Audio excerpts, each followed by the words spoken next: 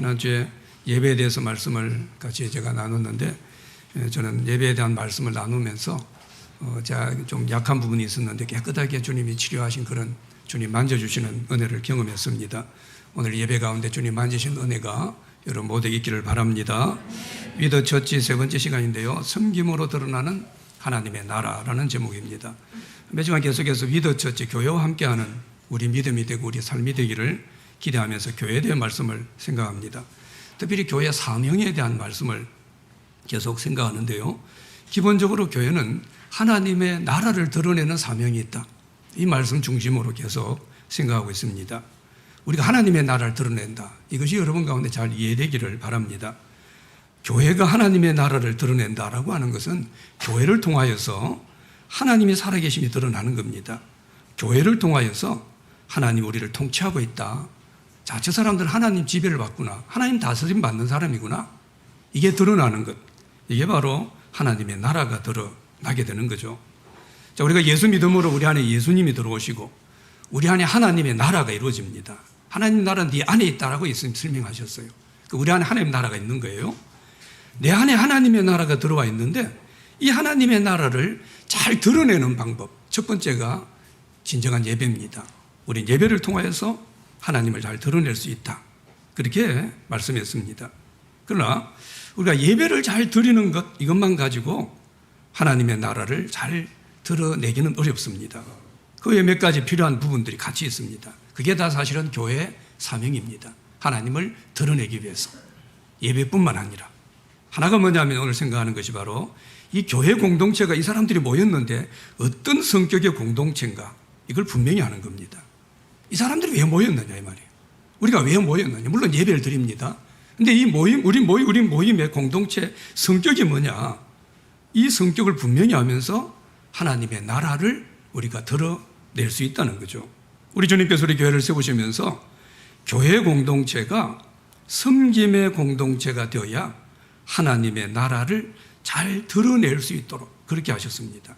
그러니까 하나님의 나라를 드러내기 위해서는 우리는 하나님의 나라를 드러내는 그게 우리 교회 사명입니다. 우리를 드러내는 게 아닙니다. 목사인 저를 드러내서도 더 위험합니다. 우리는 하나님의 나라를 드러내야 돼요. 하나님의 나라를 드러내기 위해서 하나님 우리 교회를 세우셨는데 그러기 위해서는 뭡니까? 하나님 나라의 원리를 따라 살아가야 하나님 나라가 당연하게 드러나게 됩니다. 그런데 하나님 나라의 중요한 원리가 뭐냐면 섬김입니다. 섬김이 하나님 나라 원리입니다. 서로가 섬기려고 하는 사람들을 통해서 하나님의 나라가 더 분명하게 됩니다. 뚜렷하게 드러납니다. 그래서 이 섬김의 강도가 어떠하냐, 섬김의 열심과 열정이 그 교회 안의 성도들이 어떠하냐에 따라서 우리 교회를 통해서 얼마나 하나님 나라가 뚜렷하냐 아니냐 결정되는 겁니다. 단지 우리 교회가 큰 소리 외친다고 되는 게 아니에요. 예수 믿는 우리에게 하나님 나라가 임했다 그랬어요. 하나님 나라가 있는 게 어디 보입니까? 안 보입니다. 한번 보여달라는데 어떻게 보여줘요 이걸? 하나님 나라가 임했어요. 이게 보이잖아요. 그런데 하나님 나라의 원리인 섬기는 삶을 살아가게 될 때 이걸 통해서 하나님 나라를 보는 겁니다. 아, 저게 하나님 나라구나. 그러면서 하나님 나라를 드러내게 된다는 거죠. 어떤 분이 무슬림이었는데 이슬람 교도죠. 개종을 해서 예수님 믿게 된 사람과 대화한 이야기를 책에 글을 쓴 그런 글이 있습니다. 무슬림이 그런 이야기를 했다 그래요. 개종했어요. 기독교로. 자기가 이슬람 교도일 때는요, 무슬림일 때는 자기 자신과 자기 인생보다 내게는 내 믿음이 더 컸습니다. 그러니까 나보다 내 믿음이 컸다는 거예요. 이슬람 교도일 때는. 그래서 자기가 이슬람 교도일 때는 내 믿음은 큰 원이었고 자기 믿음은 나는 그 원에 점에 불과했습니다. 그런데 자기가 예수를 믿고 기독교인이 되고 보니까 좀 달라지더라는 거예요.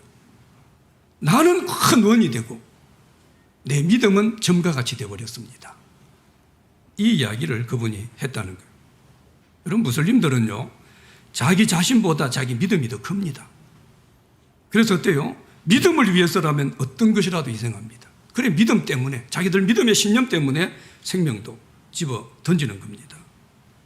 근데 우리 기독교는요 자기 믿음보다 나 자신을 더 크게 보는 겁니다. 내가 더 커요. 내 믿음보다.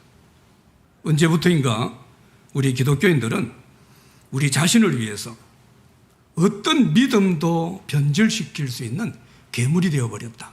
그분이 그렇게 글을 쓰고 있습니다. 괴물이 된 거예요. 내 믿음이 뭡니까? 나보다 작다는 거예요. 나 때문에 믿음을 포기할 수 있다는 겁니다. 나 때문에 믿음도 상관없을 수 있다. 사람들은 어때요? 내가 중요하면 아이도 안 낳습니다. 내가 중요하면 뭐라도 바꿀 수 있습니다. 이게 우리 기독교인들이 가지고 있는 대단히 위험한 한 길 중에 하나입니다. 언제부터인가 우리 크리스찬들에게는요, 예수님보다도 내가 더 중요한 사람이 되어가는 그런 모습이 있습니다. 우리가 믿는 믿음보다도 내가 믿고 있는 예수님보다도 내가 더 중요해져 버렸어요. 나는 엄청나게 큰 원이 되었어요. 내 믿음은 점과 같이 되어버린 겁니다. 이건요, 저도 여러분도 정말 진지하게 좀 돌아봐야 될 그런 문제입니다. 여기서 하나님 나라 드러나지 않습니다. 우리 자신만 드러납니다. 내 주장만 드러나고 내 형편만, 내 억울함만, 내 어떤 여러 가지 의견만, 이게 드러날 뿐입니다. 오늘 본문에 보면 한 어머니가 자기 아들 둘을 예수님께 이야기를 합니다. 뭔가 하나님 나라, 우리 주님께서 이 세상을 한번 통치하는 그런 너무 특별한 분이니까요, 당신의 나라가 뭔가 설 때 정치적인 나라로 생각한 겁니다. 영적인 걸로 생각하지 못한 거예요. 그때 당신을 따르는 이 두 제자, 자기 아들 둘입니다. 하나는 우편에 하나는 좌편에 있게 해달라, 그렇게 부탁합니다. 쉽게 말하면 청탁을 하는 거죠. 마가복음 10장의 똑같은 본문에는 이 세베대의 아들 둘을 야고보와 요한이라고 설명합니다. 그러니까 야고보 요한의 어머니, 또 야고보 요한, 이 두 사람 오늘 본문에 보면요, 또 심지어 나중에 뒤에 가면 어떻습니까? 이 말을 듣고 나머지 10명 제자들 화를 냅니다. 왜 저것만 높은 자리가? 화를 벌컥 내는 그런 장면이 나와요. 자, 이 사람들 모두 다 어때요? 예수님 따르는 사람들입니다. 이들에게 어때요? 하나님 나라보다 자기 자신들이 더 중요한 것을 은근히 드러내고 있습니다. 다 자기들이 높아지고 싶어요. 이 지금의 모습을 보면 어때요? 야고보 요한 어머니도 야고보 요한도 사실은 예수님을 잘못 배운 모습입니다. 자, 이들이 지금 이 부탁을 하는데 바로 앞에 보면요, 17절 19절까지 앞에 본문이죠. 예수님께서 왜 예루살렘으로 올라가시는가에 대한 설명을 해줍니다. 자, 올라가십니다. 17절 예수님을 올라가려 할 때, 그러면서 18, 19절 한번 보십시오. 왜 가시는지 설명해요. 우리 한번 두 구절을 한번 같이 한번 읽어봅시다. 시작.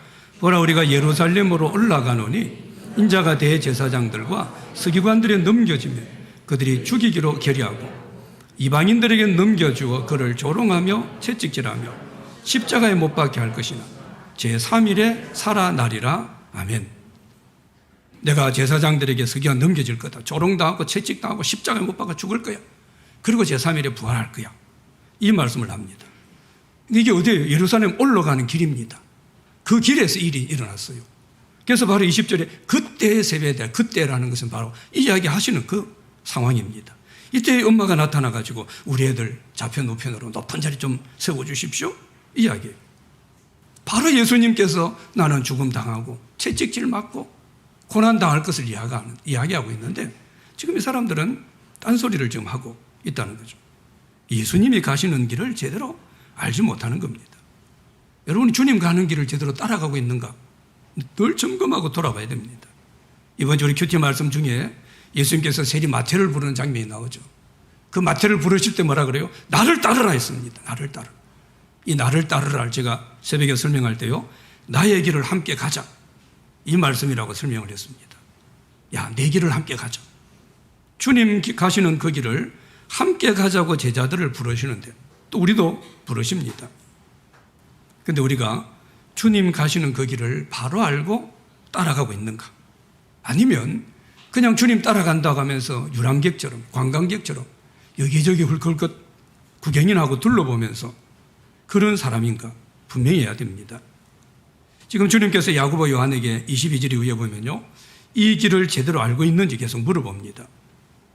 지금 야고보 요한뿐만 아니라 나머지 제자들도 예수님에 대해서 제대로 배우지 못했기 때문에 예수님이 가시는 길을 예루살렘 길로 따라가고 올라가고 있으면서 따라가면서도 뭡니까? 누가 높으냐? 싸움하고 있는 겁니다. 전혀 섬기려는 마음이 없다는 거예요. 여러분, 우리는 예수님이 어떻게 배우고 있는지 늘 돌아봐야 됩니다. 예수님은 너들 내게 와서 배우라 라고 했습니다. 그러니까 어때요? 우리가 예수를 믿고 살아가는 것은 계속해서 예수님을 배워가는 것입니다. 교회에서 예수님을 바로 배우게 되면요, 저는 바로 배운 사람과 바로 배우지 못한 사람이 교회 안에 있다라고 생각합니다. 예수님을 우리가 바로 배우게 되면요, 예수님이 섬기러 오셨기 때문에 섬기는 게 당연해요. 당연히 섬깁니다. 근데 예수님을 잘못 배우게 되면 내가 섬기는 게 당연하지 않습니다. 왜 나만 섬기나 억울합니다. 기분 나쁩니다. 더러는 섬기는 게 자존심 상합니다. 예수님을 잘못 배운 겁니다. 이런 점에서 우리가 예수님을 바로 배우는 것은 얼마나 중요한지 모릅니다. 저는 우리 성도들이요, 좀 교회를 다니면서 여러분 평생의 소원 중에 하나가 나는 예수님을 바로 배운다. 나는 예수님을 더 깊이 배우고 싶다. 이런 정말 간절한 열망이 여러분 가운데 있기를 바랍니다. 우리 인생이 예수님을 바로 배우고 예수님을 더 깊이 배우면 배울수록요, 얼마나 우리 인생이 놀라운지 모릅니다. 내 인생은 단지 내 혼자 어떻게 바동한다고 멋진 인생이 되는 게 아닙니다. 빛 대신 주님에게 우린 빛을 받아야 돼요. 근데 그분을 내가 배운다면 우리 인생은 아주 놀라운, 말 그대로 특별한 그런 인생이 될 수 있는 거죠. 예수님을 바로 배울수록 우리 인생은 더 많은 실수를 줄이게 됩니다. 하나님 우리에게 허락하신 인생의 그 풍성함을 더 힘있게 누리는, 그러면서 이 한 번 사는 이 한생, 일생을 우리가 살아가게 되는 거죠. 자, 예수님께서 이렇게 우편 좌편에 앉게 해달라 부탁하죠, 제자들이. 근데 예수님이 22절에 보면요, 너희가 구하는 것을 알지 못하는도다. 내가 마시는 잔을 너희가 마실 수 있느냐? 라고 질문합니다. 내가 마시는 잔을 너희들이 마실 수 있는, 예수님 마시는 잔은 뭡니까? 앞에 설명했어요. 십자가 지는 겁니다. 죽으시는 겁니다. 이거 너희들도 질 수 있느냐? 이 말씀하시는데 지금 제자들이 어떻게 대답해요? 앞뒤 따지지도 않고 뭡니까? 할 수 있습니다. 그래요. 할 수 있습니다. 예수님 못 배운 사람들이에요. 제자들인데도. 예수님이 잔이 어떤 것인지 상관없어요. 이 사람들은요. 상관없습니다. 그냥 내가 오른쪽 왼쪽만 간다면, 높아진다면 그 잔이 뭐고 난 마음 한 훌쩍 마시지 뭐. 그러나 나는 빨리 그 자리에 가겠습니다. 이야기하는 거예요. 야고보 요한 두 제자가 예수님 좌우편의 자리를 부탁했다. 이 말을 듣고 뒤에 24절 보면 나머지 10제자가 뭡니까? 어떻게 했다고요? 뭘 냈어요? 분을 내고 있습니다. 이 예수님 제자들 사이에 아주 심각한 분열과 갈등이 있음을 보게 됩니다. 근데 왜 이 제자들이 분열이 일어나요? 예수님에게 3년 반 제자 훈련 받은, 우리하고 비교가 안 되는 그런 주님께 직접 제자 훈련 받은 이 12분의 사람들이 왜 여기서 분열이 일어나고 서로 싸우고 있습니까? 하나예요. 이유는 서로 높임 받으려고 하는 겁니다. 높아지려고 하는 거예요. 이 야고보 요한뿐만 아니라 사실은 나머지 모든 제자들도 다 높아지고 싶은 마음이 있었던 거죠. 다 섬김받고 싶어하는 마음들이 있는데 내가 섬김을 받지 못한다는 그런 마음, 내가 높아지지 못한다는 이런 마음 때문에 갈등이 있는 거예요. 그래서 서로에게 화를 내는 일들이 일어나게 되는 거죠. 이건 예수님 제자들의 모임뿐만 아니라 세상에 존재하는 대부분 공동체에 나타나는 그런 모습이죠. 이게 가정이든 학교든 직장이든요, 심지어 하나님을 섬긴다고 하는 교회에서도 이런저런 갈등들이 일어나고 분열이 일어나요. 막 화내고 큰 소리치고 이런 일들이 막 일어납니다. 왜 이런 일이 일어납니까? 거의 대부분의 그 원인에는요, 다 섬김을 받으려고 하는 그 이유 때문입니다. 섬길 마음이 없기 때문이에요. 그래서 이런 문제가 일어납니다. 대부분 공동체에는 갈등과 하나 되지 못한 이유, 뭐 표면적으로 여러 가지 이유가 있고 다른 걸로 설명됐고 뭐 이리저리 얽혀있고 설켜있는 그런 문제가 있을 수 있지만 본질적으로 보면요, 섬김을 받으려는 그런 모습 때문입니다. 이런 자들이 예수님께서 하나님의 나라 원리가 어떤 것인지, 우리를 통해서 어떻게 하나님의 나라를 드러낼 수 있는지를 설명해 줍니다. 자, 예수님께서 25절에 보세요. 제자들을 불러요. 그리고 말씀합니다. 그리고 쭉 이방인들 이야기부터 합니다. 그 핵심은 세상의 모든 나라는 힘의 논리로 세워져 간다라는 이야기를 먼저 하십니다. 그리고 지금 러시아가 우크라이나를 침공했죠. 100일이 넘었어요, 전쟁이. 수많은 사람이 죽어나갑니다. 이게 뭡니까? 힘의 논리입니다. 힘으로 내가 너 나라 집어삼키겠다는 거예요. 이방인들은 이렇게 힘의 논리로 그들의 세상을 세워갑니다. 그러나 하나님의 나라는 건설 방식이 다르다는 겁니다. 그래서 26절 한번 다 같이 보십시오. 26절 같이 한번 읽어봅시다. 시작. 너희 중에는 그렇지 않아야 하나니 너희 중에 누구든지 크고자 하는 자는 너희를 섬기는 자가 되고. 아멘. 자, 예수님께서 뭐라고 이야기하냐. 이방인들의 어떤 건설 방식, 이방인이 뭔가 세워나가는 방식은 힘에 놀립니다. 권력자가 되고. 근데 너희 중에는 제자들입니다. 우리입니다. 너희 중에는 그렇지 않아야 한다 라고 지금 먼저 말씀해요. 예수님의 길을 함께 가는 우리들은요, 그렇지 않게 사는 사람임을 분명히 해야 됩니다. 우리 세상의 가치에 대해서요, 나는 그렇지 않다, 그런 말을 해야 됩니다. 왜냐하면 우리가 건설하고 우리가 드러내려고 하는 이 하나님의 나라가 의와 평강의 나라입니다. 하나님의 통치가 있는 그런 나라이기 때문이에요. 이 본문은 저도 자주 설교하고 여러분들 잘 아는 그런 말씀인데요, 이번 주 제가 이 말씀을 묵상하면서 너희 중에는 그렇지 않아야 하나니, 이 말씀이 정말 제게는 특별하게 감동이 되고 큰 은혜가 되었습니다. 너희 중에는 그렇지 않아야 된다. 야, 나는 그렇지 않는 사람이구나. 다 저렇게 살고 이 소리 저 소리 하고 비판하고 불평의 소리 해도 나는 그렇지 않은 사람이구나. 이걸 여러분 외칠 수 있는 사람, 이게 하나님 나라를 드러낼 수 있습니다.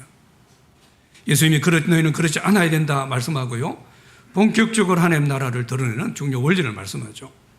26절 후반절 보면요, 너희 중에 누구든지 크고자 하는 자는 너희를 섬기는 자가 되고. 크고자 하는 자는 뭐예요? 섬기는 자가 되고. 26절에 너희 중에 누구든지 어뜸이 되고자 하는 자는 너희의 종이 되어야 하리라, 그렇게 말씀합니다. 자, 그리고 28절에서 예수님이 이 땅에 오신, 본인이 이 땅에 오신 이유도 그냥 명확하게 설명해 줍니다. 그것도 한번 다시 읽어봅시다. 시작.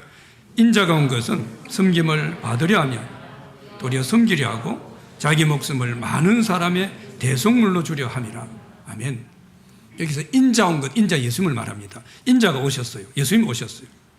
여러분, 인자가 이 땅에 오신 것이 뭡니까? 예수님이 이 땅에 오신 것이 하나님의 나라가 임한 겁니다. 인자가 오신 것, 하나님의 나라가 임한 것은 이 말입니다. 예수님이 오셔서 그래서 하나님 나라를 선포했습니다. 이제 때가 차면 하나님 나라가 선포되고, 인자가 온 것, 하나님의 나라가 임한, 이 땅에 하나님 나라가 임한 그 핵심적인 목적이 뭐가 있다는 거예요? 섬김이에요. 나는 섬기러 왔다.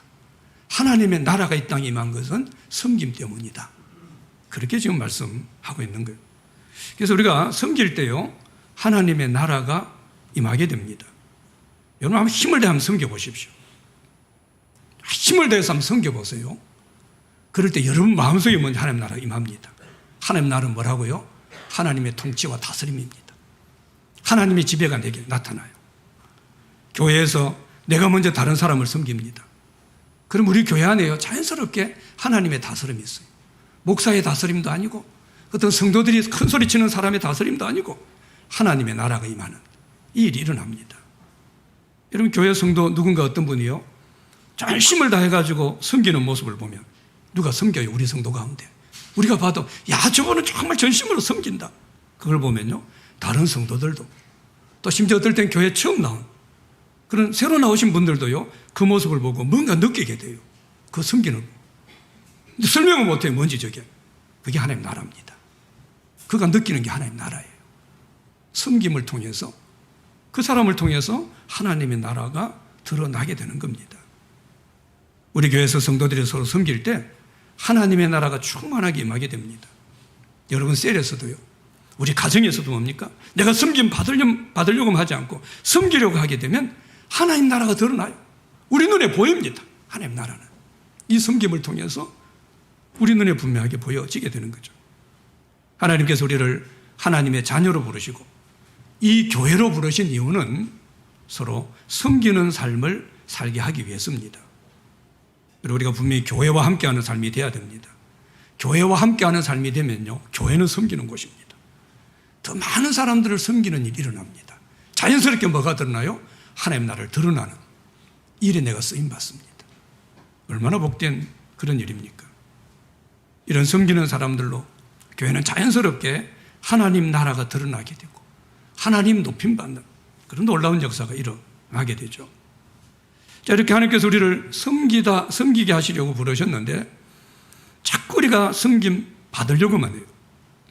교회에서 성도들이 어떻습니까? 그냥 섬김 받으려고만 합니다. 그러면 그 개인의 신앙도 제대로 세워지지 못합니다. 왜요? 하나님의 나라가, 원리가 섬기는 건데, 내 안에 하나님 나라가 이루어지지 못하는 건 신앙이 안 이루어진 겁니다. 내 개인의 신앙도 바로 세워지지 못하고 그 교회도 건강한 교회로 세워지지 못합니다. 교회는 하나님 나라의 지점입니다. 지소예요. 부천 어느 한 지역의 지소가, 천국 하나님 나라의 지소가 우리 교회입니다. 근데 여기서 하나님 나라가 안 이루어진다면, 여기서 하나님 나라가 안 보여진다면 우리가 지금보다 천배만배 키워봐야 교회를, 그 무슨 교회 역할을 제대로 하는 거냐 이 말이에요. 가끔씩 교회 생활이 재미없다고 말하는 분들 봅니다. 참 교회 생활 재미없어요. 갈 마음이 안 생겨요. 그 사람들 거의 대부분의 모습은 보면요, 교회에서 섬김을 받으려고만 하기 때문입니다. 그럴 때 대부분 교회 생활에 재미없습니다. 하나님 나를 교회로 부르신 목적 뭡니까? 섬기라고. 섬김 받으려고 하는, 섬기라고 나를 보내줘요. 그러면 하나님 나를 이 교회로 부르신 목적대로 나를 섬기라고 보내셨으니까 그런 마음을 가지고 내가 교회를 다니었다요. 얼마나 섬길 게 많은지 몰라요. 얼마나 섬길 사람이 많은지 몰라요. 다 섬길 거예요. 길 가다 쓰레기 있는 거 줍는 거, 이것도 섬기는 겁니다. 내가 먼저 인사하는 것도 섬기는 거. 얼마나 섬기는지만 섬길 게 많아요. 이렇게 섬길 게 많은데 어떻게 교회 생활에 재미가 없을 수 있어요? 재미있습니다. 그래서 이런 이유 때문에 하나님은 우리가 예수 믿고 구원받은 그날, 예수 믿으면 천국 가거든요. 구원받았어요. 예수 믿고 구원받은 그날 천국 가니까 바로 천국으로 데려가지 않고 이 땅에 남겨두세요. 이 땅에 아직까지 우리가 섬겨야 될 사람이 너무 많기 때문에 구원받지 않는 사람들이 수두룩합니다. 우리 교회 안에서 우리가 기도해야 될 영혼들, 아직 우리가 믿음으로 세워가야 될 수많은 우리 셀 가족들, 우리 성도들, 수많은 분들이 있다는 거예요. 그들을 더 섬기게 하기 위해서. 그래서 더 많은 사람을 섬겨서 하나님 나라를 더 크게 확장시키고, 그리고 내게 오라. 그래서 구원받은 그날 천국 데려가지 않습니다. 이 땅에 또 교회를 중심으로 주님은 남겨두시는 겁니다. 여러분, 이 섬김은 하나님 나라 원리지만 근원적으로는요, 하나님 이 세상을 창조하신 창조의 원리입니다. 그래서 섬기는 사람은 행복을 누립니다. 섬기는 삶, 이 삶을 통해서 하나님이 경험되게 됩니다. 창세기 2장 18절에 보면은 여호와 하나님이 가라사대 사람이 혼자 사는 것이 좋지 아니하니 내가 그를 위하여 돕는 배필을 지으리라. 돕는 배필. 바로 2장 20절에도요, 아담이 돕는 배필이 없으므로 돕는 배필이다. 사람이 혼자 있는 게 좋지 않다고 하시면서 여자를 하나 만들어 주시는데 이유를 뭐예요? 돕는 사람으로. 돕는 사람이 뭡니까? 섬기는 사람입니다. 하나님은 섬기라고 우리 옆에 사람들을 붙여주신 거예요. 여러분 셀 가족들 섬기라고 붙여준 겁니다. 여러분 성도들 섬기라고 한 거예요. 그런데 내가 섬김을 받으려고만 하면 뭡니까? 나는 하나님 나라 경험되지 못합니다. 하나님 나라가 나를 통해서 드러날 수 없습니다. 여러분, 우리 인생의 길은 크게 권력의 길이 있고 사랑의 길이 있다, 이렇게 볼 수 있습니다. 권력의 길이라는 것, 이 말 그대로 높아지는 거죠. 이방인에 가는 길입니다. 내가 중요해서 가는 길입니다. 내가 높임 받아야 되고 내가 섬김을 받아야 됩니다. 그런데 사랑의 길은요, 상대방이 중요해서 가는 길입니다. 교회는 권력의 길을 따라가는 그런 곳이 아닙니다. 사랑의 길을 따라가야 되죠. 그래서 정말 교회가 나보다 다른 사람들을 섬기는 그런 공동체가 되기 위해서는요, 철저하게 성도들이 다른 사람을 사랑으로 섬기려고 하는 그런 마음이 있어야 돼요. 이 섬기는 것으로 사랑의 길을 온전하게 갈 수 있다는 거죠. 지금 우리가 코로나 이후의 시간들을 보냅니다. 무엇보다 우리는 교회를 바로 세워나가는, 정말 교회가 교회되게 하고 우리 성도가 성도되게 하는 이런 일에 저는 개인적으로 절호의 기회다라고 생각을 합니다. 교회가 교회될 수 있는 기회가 아마 지금보다 우리 역사적으로 더 있을까 싶을 정도로 여러 가지 부대끼는 일을 겪으면서, 야, 이게 교회구나, 이 마음을, 야, 이게 믿는 사람이구나, 기회를 주신 거다 라고 저는 생각을 해요.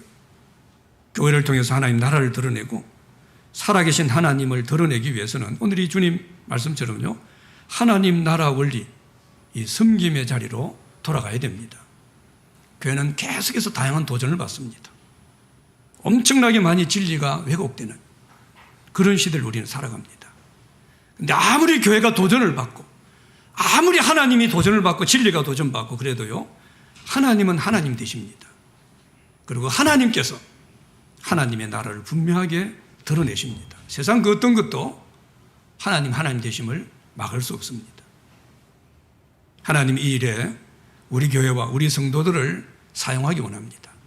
저는 주님이 우리를 그렇게 사용하시려고 이 자리에 모으시고 이 코로나 끝난 이후에도 믿음을 그렇게 여러 가지 갈등을 겪는 가운데 지켰다가 다시 예배 자리로 나와서 폭발하며 예배를 드리고 다시 믿음을 회복하고 교회 중심으로 살아가고 주님과 동행하고 이런 사람으로 주님 우리를 세우는 거예요. 왜요? 이 일을 위해서 주님 우리를 쓰시기 원하는 겁니다. 온전한 참된 예배자로 우리는 세워져야 돼요.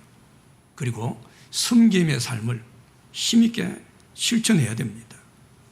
내 섬김으로 우리 교회를 통해서 하나님의 나라가 드러나게 된다. 나의 섬김으로 우리 교회가 참된 교회가 된다. 하나님 나라가 더 힘있게 세워지고 확장되어진다. 이게 우리의 믿음이 돼야 됩니다. 우리 성도들 오늘 본문의 야고보 요한처럼 섬김 받으려고만 하고 높아지려고만 하고 그런 모습이 아니라 내가 어떤 모양으로든지 어느 자리에서든지 섬기는 사람이 되려고 하면 그동안 코로나 상황에서 여러 가지 교회 사역들도 교회 활동들도 심지어 예배조차도 위축되어졌는데 아무리 그런 위축된 게 있어도요, 우리가 정말 섬기려고 하면요 다시 우리를 통해서 하나님 나라가 드러납니다. 다시 교회가 교회됩니다. 어쩌면 이전보다 훨씬 더 교회다운 교회, 진정한 교회 모습으로 세워질 수 있습니다. 믿으시기 바랍니다. 여러분, 세상에는 섬기는 것을 굴종이라고 생각해요. 이게 이방인들입니다. 어떨 땐 실패라고 생각합니다. 그래서 갈수록 섬기는 정신, 이 섬김의 정신이 조금씩 약해집니다. 섬기는 사람들이 교회에서 자꾸 사라져가고 있어요. 정발되고 있습니다. 사람은 그대로인데 섬기는 사람은 없는 그런 아이러니한 모습이 갈수록 보여져요. 우리가 분명히 알아야 하는 것은 오늘 말씀에서 예수님께서 우리에게 섬기는 삶을 말씀하시는 이것은요, 맨날 내가 섬겨가지고 세상에서 사람들에게 손해나 보고 억울한 일이나 당하고 내가 섬겨서 무시당하고 이 방법을 성경에다 툭 박아놓고 이렇게 섬겨라. 자기 백성들을 세상에서 무시당하라고. 맨날 사람들이 그냥 찌들리고 사람들이 그냥 욕이나 듣고 그런 우리 삶이 되게 하려고 주님 우리에게 섬기는 삶을 말씀하신 게 아닙니다. 여러분, 우리는 이 세상의 가치로 사는 사람이 아닙니다. 26절에서 아까 말씀처럼요, 너희는 그렇지 않아야 하나니. 분명히 주님 말씀이었어요. 그러면서 이어서 뭐예요? 너희 중에 누구든지 크고자 하는 자는 너희를 섬기는 자가 되고 말씀했습니다. 우리가 섬기는 것이 진짜로 내가 큰 사람이 되고 진짜로 어뜸이 되는 것이다 말씀하는 거예요. 역설의 진리를 말하는 거죠. 실제로 오래전부터 어때요? 회사에서도 섬김의 경영 원리 이 이야기들을 많이 한다 그러죠. 회사가 섬김의 리더십, 이건 자연스럽게 지금 흘러나오는 그런 이야기입니다. 서비스에 대한 연구를 하는 여러 발표에 보면요, 더 잘 섬기는 것이 훨씬 수입이 많다는 통계들이 수도 없이 많습니다. 섬기는 것이 손해가 아니라는 겁니다. 내가 한번 고개 숙이는 것이 굴욕이 아니라는 거예요. 그게 오히려 내게 실제적으로도 이익이 있다는 겁니다. 많은 경우 부부도 어때요? 관계가 악화되는 것을 보면 서로 섬기려 하지 않고 섬김받고 사랑받으려고만 하기 때문에 문제가 생깁니다. 여러분, 절대 내가 더 사랑하고 내가 더 다른 사람을 많이 섬겨서 손해본 사람은 없습니다. 오히려 시간이 지나면요, 더 사랑하지 않는 사람이 후회합니다. 더 섬기지 않는 사람이 후회합니다. 분명히 후회하게 되어 있습니다. 목사님 저에게 목회라고 하는 것은요, 자신은 사람들을 섬기는 겁니다. 목회의 핵심은 그게 전부예요. 근데 어떨 때는요, 좀 솔직히 말하면 정말 너무 경우에 없는 그런 사람들도 자주 볼 때가 있습니다. 너무 경우에 없어. 예의도 없고 어리도 없고, 야, 어떻게 저럴 수 있어? 사실은 그런 사람들도 만날 때가 있다는 거죠. 근데 그런 사람들까지 나름대로 최선을 다해 섬기게 되면 나중에 어떤 말 그대로 경우에 없는 대접을 받아도요, 결코 손해본 적이 없습니다. 손해보지 않습니다. 절대 섬김은 손해보는 것이 아니기 때문에 오히려 이 섬김을 통해서 우리 인생이 더 커집니다. 섬김을 통해서 오히려 내가 더 높아집니다. 섬김을 통해서 내가 더 어둠이 된다? 주님 말씀이었어요. 하나님은 이 하나님 말씀대로 하나님 나라 원리를 따라서 섬기는 삶을 살아가는 그런 자기 백성들을요 절대 손해보게 하지 않습니다. 그래서 우리는 세상의 어떤 이치로 조금 더 낮아져 보이는 모습일지라 하더라도 섬겨야 됩니다. 여러분, 섬기는 삶은요 결단코 열등한 것이 아닙니다. 이게 가장 탁월한 삶이고 가장 효과적인 삶입니다. 왜요? 우리 주님이 그리 섬기러 오셨고 우리 주님이 삶 전체를 섬기며 살았기 때문입니다.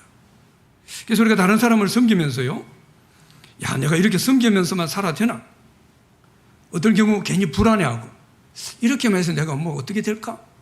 어떨 때는요 억울해하고 왜 내만 맨날 섬겨야 되나? 그런 마음 가질 필요 없다는 겁니다. 정말 우리가 교회에서 하나님 나라를 드러내는 그런 삶이 되기 원한다면 우리의 모든 것을 섬김의 개념으로 봐야 됩니다. 내가 직분을 맡았다. 그 섬김으로 봐야 됩니다. 어떤 일을 맡았다. 섬김의 기회로 그렇게 삼아야 됩니다. 내게 주어진 것이 있다면 그 어떤 것이든지요 그것을 가지고 섬김의 기회로 삼는 사람이 영적인 사람이고 그런 사람이 인생을 지혜롭게 사는 그런 사람입니다. 돈이 주어졌어요. 돈으로 섬기는 겁니다. 내가 지식이 좀 더 있습니다. 지식으로 섬기는 거예요. 내가 젊음이 있다면 이 젊을 때 이 젊음을 섬김의 기회로 삼아야 돼요. 내가 좀 인생에 경륜이 있고 경험이 있다면 이 경험 가지고 뭐 요즘 말로 요즘 뭐 흔한 말로 뭐 꼰대가 되지 말고 내가 먼저 좀 안다고 그러지 말고 오히려 그 경험으로 섬김의 기회로 삼아야 됩니다. 다른 사람들이 못 보는 그런 약점들이 보이는 사람이 있어요. 유별난 사람 들어있습니다. 꼭 문제점을 지적하는 그런 눈을 가진 사람이 있어요. 다른 사람은 안 보여요. 근데 그게 내게 보인다면 그걸 가지고 비판하고 판단하는 그런 기회로 삼지 말고 그 문제점을 내가 메꾸려고 하는, 내가 섬기려고 하는 그런 기회로 삼아야 된다는 거예요. 여러분, 우리 세상에서 아니면 여러분 직장에서 내 자리가 별로 높지 않을 수 있습니다. 계속 말단 직원일 수 있어요. 세상에서 그렇게 대단하지 않은 그런 어떤 어떤 직종이나 이런 데 살아갈 수 있습니다. 근데 내가 아무리 높지 않은, 대단하지 않은 그런 내 삶을 살아도요, 내가 가지고 있는, 내가 있는 내 이 자리에서 섬기는 삶이 되면 어떤 자리든지 우리 높은 자가 됩니다. 그리고 나를 통해서 하나님 나라가 드러나게 되죠. 이거보다 영광스러운 그런 삶은 없습니다.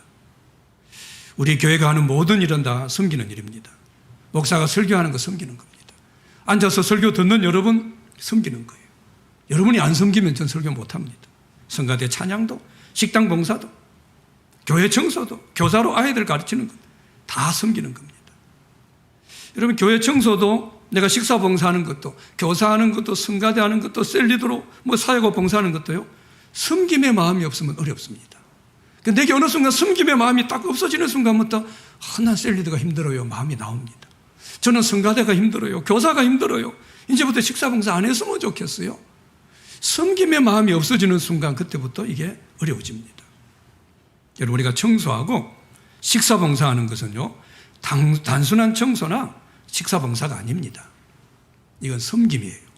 섬김은 뭐라고요? 하나님 나라를 드러내는 겁니다. 식사 봉사하면서 하나님 나라를 드러내는 거예요. 단지 전도를 많이 하고 선교사로 오지로 쫓아나가고 그런다고 해서 하나님 나라를 더 드러내는 건 아닙니다. 그래서 이런 일들을요, 식사하고 봉사하고 섬기고 이런 것들은 뭡니까? 섬기는 것으로 이해하지 못하게 되면 이런 일을 통해서 나는 인정을 받고 칭찬을 받아야 되는 것으로 생각합니다. 내가 이만큼 했으니까 왜 누군가 알아줘야지. 섬기는 것으로 이해하지 못하게 되면 본문에서 예수님 말씀하신 대로 이방인들의 생각입니다. 이런 생각 가진 분들을 통해서는 하나님 나라가 드러날 수 없습니다. 자기가 섬김을 받으려고 하고 높아지려고 하고 여기서는 하나님 나라가 감춰집니다. 내 안에 하나님 나라가 임했습니다. 분명히 우리 예수 믿는 사람은 하나님 나라가 있어요. 그런데 내가 섬김을 받으려고 하니까 어때요? 이 하나님의 나라가 드러나지는 못합니다. 얼마나 안타까워요. 어떤 면에서 얼마나 불쌍한 그런 모습입니까? 교회에서 다 섬김 받으려고 하고 다 인정받고 칭찬받으려고 한다면 그 교회는 어떤 모양으로든지 맨날 하나님의 나라 구호 외치고 떠들고 목사가 그 설교를 1000번 만 번 해도 뭡니까? 다 섬김 받으려고 앉아있는 그런 교회는 하나님 나라가 절대 어떤 모양으로도 드러날 수 없습니다. 교회에서 성도들 관계가 악화되는 경우 있습니다. 다양한 요인과 이유가 있을 수 있습니다. 그러나 그 중심에는요, 섬기지 않아서 그렇습니다. 말 한마디도 상대방을 전혀 생각하지 않고 배려하지 않습니다. 말 한마디도 섬기려는 마음 없이 툭 내뱉는 그것 때문에 상처받을 수 있어요. 그것 때문에 내 마음에 문제가 생기고 그래서 관계가 악화될 수 있습니다. 모두가 다 대접받으려고 하고 섬김 받으려고 하고 이런 이기적인 모습 때문에 사람들이 상처받을 수 있어요. 야, 교회가 이런 곳인가 하고 교회를 떠나는 사람도 생길 수 있는 겁니다. 왜요? 그 문제가 뭡니까? 섬김이 없기 때문에 교회는 하나님의 나라인데 섬김이 없으니까 하나님 나라가 드러나지 않는 거예요. 그래서 그런 문제가 생기는 겁니다. 또 어떤 경우는요, 야, 내가 이만큼 섬겼는데 얼마나 더 섬겨야 돼? 이런 생각할 때 있습니다. 근데 여러분, 세상에서요, 교회만큼 참 다른 성향, 다양한 사람이 모여있는 그런 공동체도 많지 않습니다. 교회는 가장 다양한 그런 성향, 성격, 사고, 너무 나하고 다른 사람, 맞지 않는 사람, 이게 모이는 것이 바로 교회입니다. 근데 그들이 하나가 돼요. 신기하죠. 하나 되게 하는 건 다른 게 아닙니다. 섬기는 거예요. 아무리 내 안에 믿음이 있어도 하나 되지 못합니다. 다 믿음 좋다고 하는데 맨날 싸우는 성도들 저는 수도 없이 봤습니다. 다 지도 믿음 좋고 지도 믿음 좋은데 맨날 붙어요, 싸우면. 그리고 교회가 쪼개지는 경우 수도 없이 봤습니다. 믿음으로 하나 되는 게 아니에요. 믿음이 있는데 섬기지 않는 거예요. 믿음이 좀 다를 수 있어요. 믿음의 색깔이 다를 수도 있습니다. 근데 각자의 믿음을 가지고 주님 말씀대로 섬기게 되면요, 조금 믿음의 색깔이 달라도 하나 됩니다. 거기서 뭐가 드러나요? 하나님 나라가 드러나게 된다는 거예요. 우리 기독교가 역사적으로 수많은 핍박이 있었어요. 수많은 도전이 있었습니다. 그럼에도 이렇게 단단하게 세워져 나오는 이유, 이렇게 단단하게 우리 기독교가 이어져 나오는 이유는요, 수많은 사람들의 섬김이 있었기 때문입니다. 수많은 사람들 섬김 때문에 지금까지 우리 기독교가 이래요. 지금 우리 기독교가 위기다, 이런 이야기 많이 하죠. 세상에서 교회에 대해서 별 악한 말들, 심지어 방해도 있습니다. 근데 아무리 그런 소리가 떠들고 지금보다 더 심한 그런 말이 있고 그런 방해가 있어도요, 우리 성도들이 서로 섬기면, 교회 안에 섬기는 삶이 되면요, 절대 교회는 훼손되지 않습니다. 그 소리 듣고 섬김이 없어지면 교회는 무너지는 거예요. 세상이 아무리 박해하고 뭐라고 욕을 해도요, 섬김으로 하나님 나라가 드러나고 든든하게 세워지기 때문입니다. 여러분, 우리 교회가 이런 교회가 되기를 사모하시고 이런 성도들이 되시기를 힘쓰시는 우리가 될 수 있기를 바랍니다. 우리나라에 1000만이든 800만이든 성도가 있다면요, 우리나라는 뭡니까? 1000만, 800만 종이 있는 나라입니다. 종이 있어요. 노예가 있는 나라예요. 뭐예요? 그리스도인 종입니다. 기독교인 종이에요. 왜요? 크리스찬들은 섬기는 자들이니까. 이 사람들이 1000만이나 되는 사람들이 이 땅 구석구석에서 만약에 섬기는 삶이 된다면 얼마나 많은 곳에서 하나님 나라가 드러나겠어요. 얼마나 하나님 빛나겠습니까? 여러분, 자식이 부모를 제대로 섬기는 게 효도입니다. 부모가 자식을 제대로 섬기는 게 자녀 양육입니다. 선생님이 학생들을 최선을 다해 섬기는 게 교육입니다. 여러분, 사실 우리 인생과 사람 사는 것에 섬김의 자리가 이루어지면, 섬김의 자리를 잃어버리게 되면요, 사실은 다 무너집니다. 우리가 지금까지 살아온 것, 지금 제가 아직 60이 되기까지 살아온 것은 뭡니까? 저를 낳아주시고 길러주신 부모님의 섬김부터 시작해가지고 수많은 사람들이 날 섬겨줬기 때문에 지금 내가 있는 겁니다. 섬김이 없었다면 불가능합니다. 이 세상 세상에서 어느 날요, 섬김이라는 것이 무너져요. 섬김이라는 것이 사라지게 되면 세상은 엄청난 혼란이 옵니다. 아마 세상은 돌아가기 힘들 겁니다. 다 섬겨주기 때문에 온 거 아니에요. 차를 섬겨주고 운전을 해주고 누군가 지하철을 운행해주고 거래소를 오고 가고 회사를 만들어주고 월급을 주고, 이게 있어서 세상은 돌아가는 거예요. 여러분, 우리 눈으로 다른 사람 섬길 수 있습니다. 내 목으로 섬길 수 있어요. 그래서 교회 성도들을 보면서 뭡니까? 내가 먼저 눈으로 인사하고 목을 숙여 인사하고 섬기는 거예요. 교회 새로 오는 분이 있으면 뭡니까? 눈으로 밝게 환대해주고 목을 숙여서 인사하고, 이게 섬기는 거예요. 근데 이 섬기는 모습을 통해서요, 새로 오신 분에게는요, 뭔가 느낄 수는 없지만, 설명은 못하겠지만 하나님 나라가 느껴지는 거예요. 왜요? 섬기면 뭘 드러낸다고요? 하나님 나라를 드러내기 때문입니다. 우리 말로 얼마나 많은 섬김을 할 수 있는지, 격려해주고 위로해주고 사랑한다 그래주고 칭찬해주고 내 말로 기도해주고 섬길 수 있는 거예요. 내 손으로, 내 몸으로, 내 발로, 얻을 땐 내 물질로도 우리는 수많은 섬길 수 있는 일들이 있습니다.